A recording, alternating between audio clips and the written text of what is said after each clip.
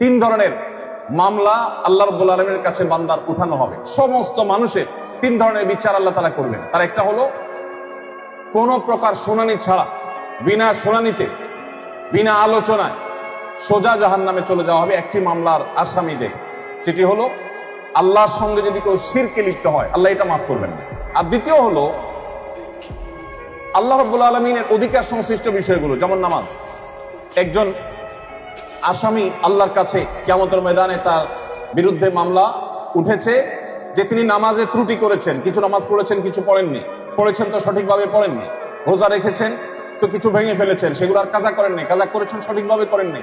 এই জাতীয় বিষয় যেগুলো শুধু আল্লাহর নির্দেশের লঙ্ঘন হয়েছে সরাসরি, সে তার সাথে মানুষের কোনো অধিকারের সম্পর্ক নাই, কোনো সংশ্লেষ নাই, এরকম বিষয়গুলো সম্পর্কে নবী সাল্লাল্লাহু আলাইহি ওয়াসাল্লাম মুসনাদ আহমদে বর্ণিত হাদিসে বলেছেন, সেই মামলাগুলো, সেই অপরাধগুলো বিচার করবেন আল্লাহ তাআলা।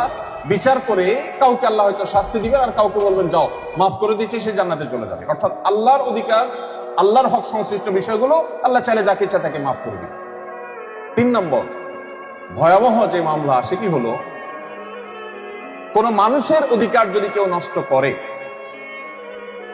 এই মামলার আসামি যারা হবে, প্রথমটার মতোই অনেকটা আল্লাহ রাব্বুল আলামিন এটার ক্ষমার অপশন তার হাতে তিনি রাখেন।